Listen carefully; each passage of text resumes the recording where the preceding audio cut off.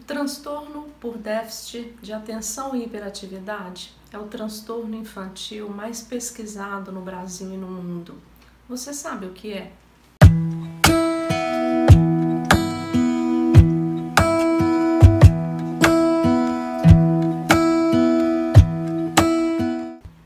Seja muito bem-vindo ao canal Psicologia com Mônica. É sempre um prazer ter você aqui comigo nas nossas discussões.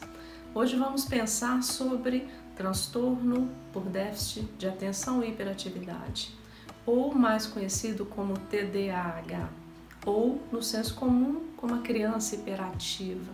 Mas o que é mesmo esse transtorno?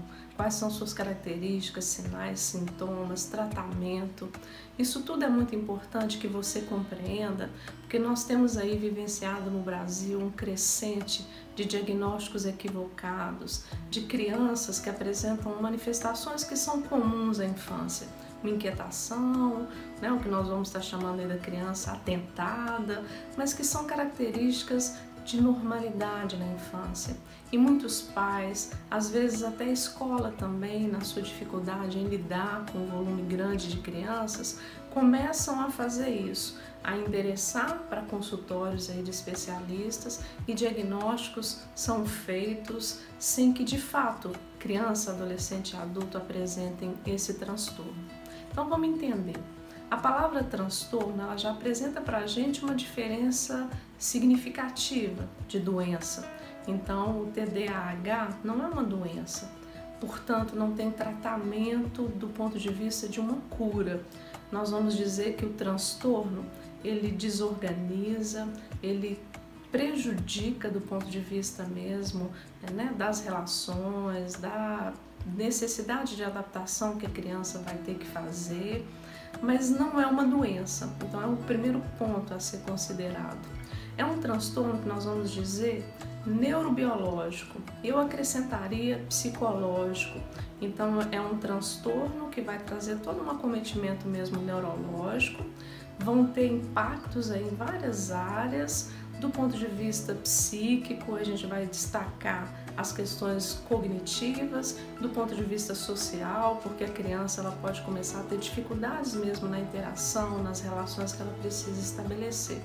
Então é um transtorno que vai trazer mesmo a necessidade, a importância de um olhar, de uma atenção e de tratamento e de intervenções necessárias.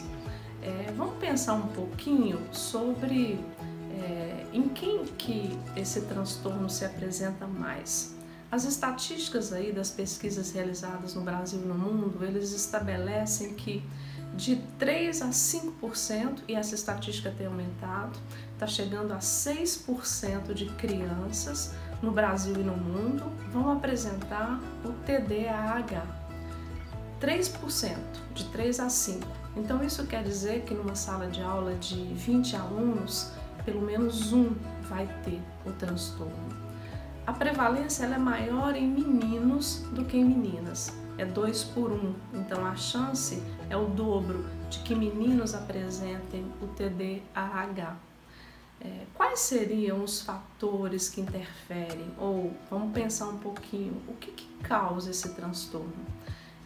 Tem uma divergência do ponto de vista mesmo de pesquisadores, de cientistas que investigam esse transtorno, do ponto de vista das causas. Então tem algo da ordem genética, que a gente poderia dizer de ser herdado, de ser hereditário, que se apresenta quando há uma investigação mesmo dos genes de quem tem o transtorno, mas tem algo também do ponto de vista ambiental, de um ambiente que seja nocivo, que seja hostil e que de uma certa forma potencializa a quem já tem mesmo uma probabilidade maior genética de apresentar o transtorno.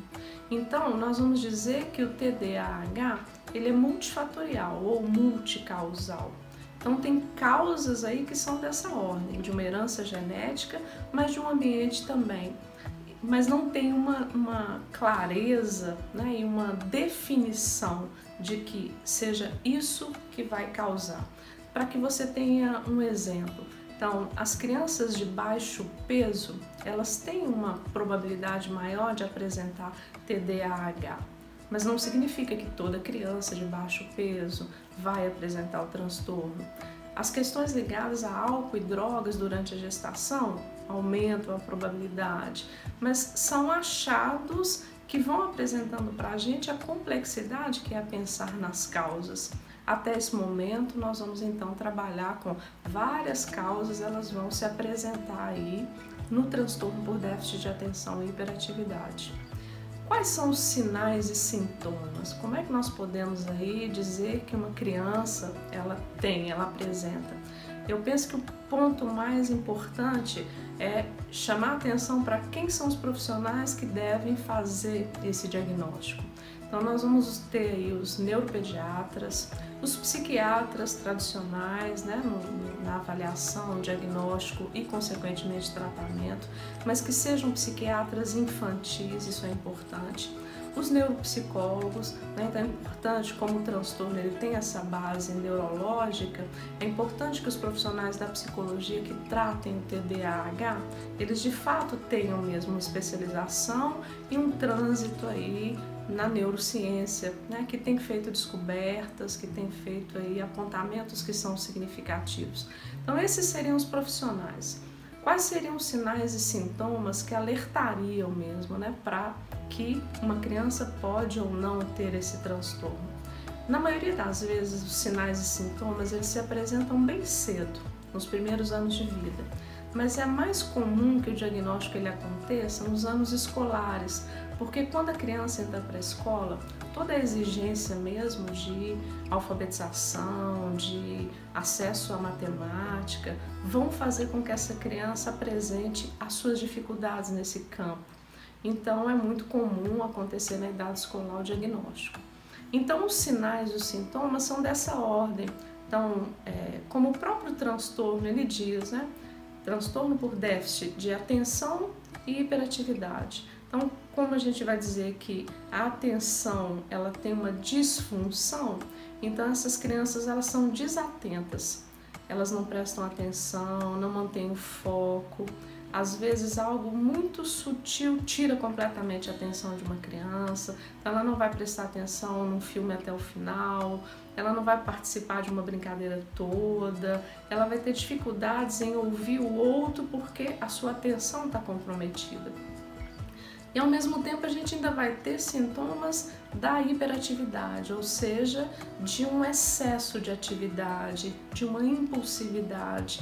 Então vão ser crianças que vão ter às vezes dificuldades nas brincadeiras, de controlar impulsos agressivos e vão, na verdade, ir apresentando essa atividade excessiva que caracteriza o transtorno.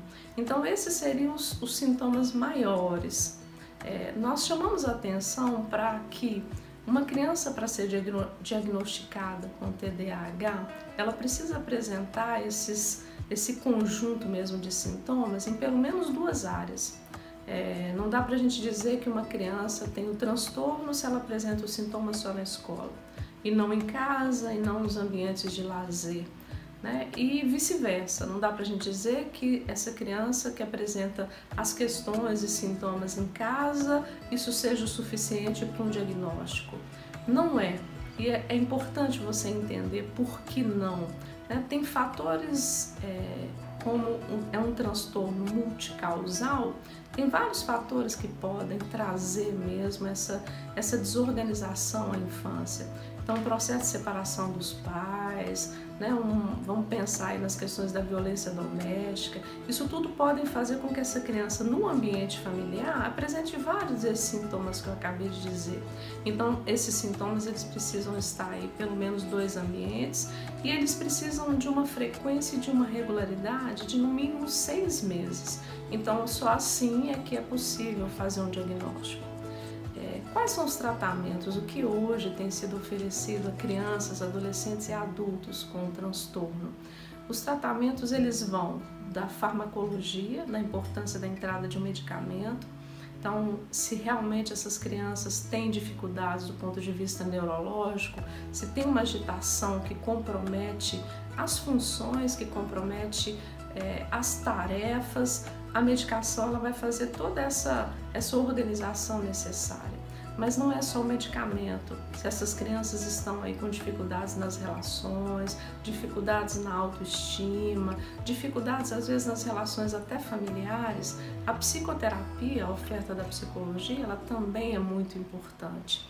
E às vezes a entrada de outros profissionais, às vezes o fonoaudiólogo para as questões de linguagem, de fala, às vezes a terapia ocupacional, porque essa criança pode ter dificuldades com os afazeres mesmo diários aí que são importantes à vida. Então, há a importância de uma equipe aí que seja interdisciplinar na intervenção do transtorno. Assim, nós vamos entender que, havendo uma intervenção precoce, um diagnóstico e uma intervenção precoce, as chances elas são muito maiores. É importantíssimo porque uma criança ou mesmo um adolescente sem tratamento, ele vai começar a ter dificuldades não só na escola, mas essas dificuldades de aprendizagem das relações sociais, se não tratadas, elas vão chegar à idade adulta. Imagina aí um adulto que não consiga conter os seus impulsos, que não consiga terminar uma tarefa, que não consiga aí, de uma certa forma se organizar. Vai ter efeitos ruins aí em todos os campos da vida. Então é importantíssima a intervenção para que esses sintomas e sinais eles sejam entendidos, compreendidos pelo sujeito que os tem, por sua família, que a medicação ela comece a ter efeitos e amenize mesmo esse quadro para que essas pessoas elas consigam aí manter sua vida da melhor forma possível, mesmo diante de um transtorno assim que traga suas questões à infância. Espero que o vídeo tenha sido útil a você. Se você ainda não está inscrito no canal Psicologia com Mônica, faça nesse momento, recomende o nosso canal aos seus amigos, familiares. Deixe aqui seu like, deixe seus comentários, sugestões de temas. Acione a sineta para receber novos vídeos. Um abraço e até o próximo.